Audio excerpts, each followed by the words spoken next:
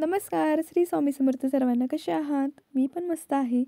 आता तुम्हाला तर माहिती आहे 27 तारखेला बाप्पा आपल्या घरी येणार आहेत आणि बाप्पा आले की गौरी देखील आपल्या घरी येतात आणि ते गाणं तर तुम्हाला माहीतच आहे ना, आली गौर आली, सोनं पावले आली.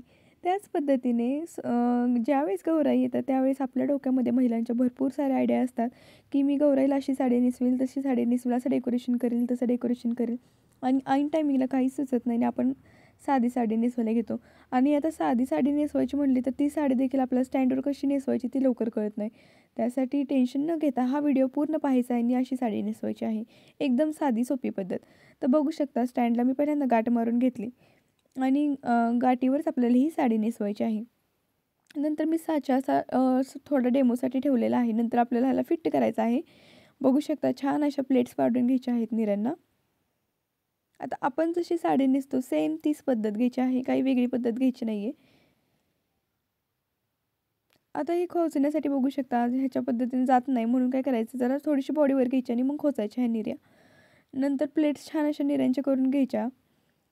त्याच्या अगोदर आपला साईड पिन जो आहे त्या करून घ्यायचा आहे. आता वन साईड करणार होते, पण वन साईडमुळे कसं हात नीट दिसत नाहीत म्हणून मी म्हटलं की आता अगोदर पहिल्यांदा तुम्हाला ह्या प्लेट्सवाली दाखवावी. तर आपण जशी साडीला पिन करण्यासाठी प्लेट पाडतो त्याच पद्धतीने पाडायच्या आहेत.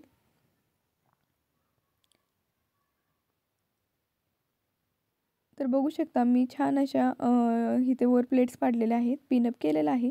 आता निऱ्यांना देखील आपल्याला पॅक करून घ्यायचं आहे, ज्यामुळे इथला जो शेप आहे तो छान दिसेल. आता इथला शेप अजून छान दिसण्यासाठी आपण बॉडीला काय करू शकतो ते पुढच्या पार्टमध्ये आपण बघणार आहोत. पण अगदीच कोणाला साडी नेसवायला येत नसेल त्या लोकांसाठी ही एकदम साधी सोपी पद्धत मी दाखवण्याचा प्रयत्न केलेला आहे. काही चुकलं असेल तर नक्की मला माफ करा. तर इथं देखील पिन लावून घ्यायचं आहे. पिन लावताना इथे जरा चांगला टोकदार पिन घ्यायचा आणि तर असं होईल बरं का. ह्या पिनाला काही टोकच नव्हते. किती जरी मी प्रयत्न केला तर काय पिन काही साडीला लागतच नव्हता. शेवटी दुसरा पिन घेतला आणि मग त्या गेला.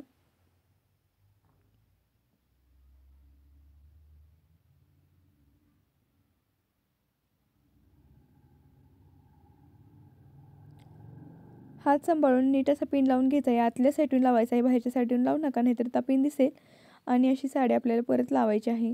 बघू शकता आत्ता साडीचा लूक किती छान दिसतोय.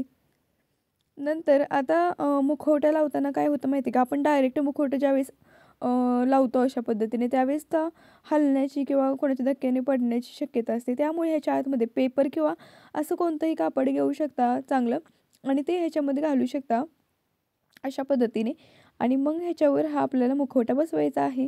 आणि हे मुखवटे मी आमच्या गावातूनच घेतलेले, त्यामुळे ह्याची लिंक वगैरे काय नाही आहे माझ्याकडे.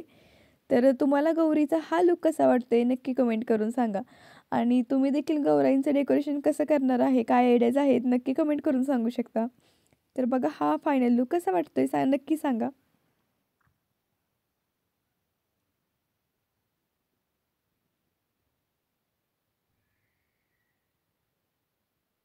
आपली गौरी दिसते ना एकदम ओरिजिनल गौरी. तरी ह्यांना आता मी ज्वेलरी वगैरे नाही घातली, ज्वेलरी घातल्यावर अजून छान दिसतील. व्हिडिओ बघितल्याबद्दल धन्यवाद.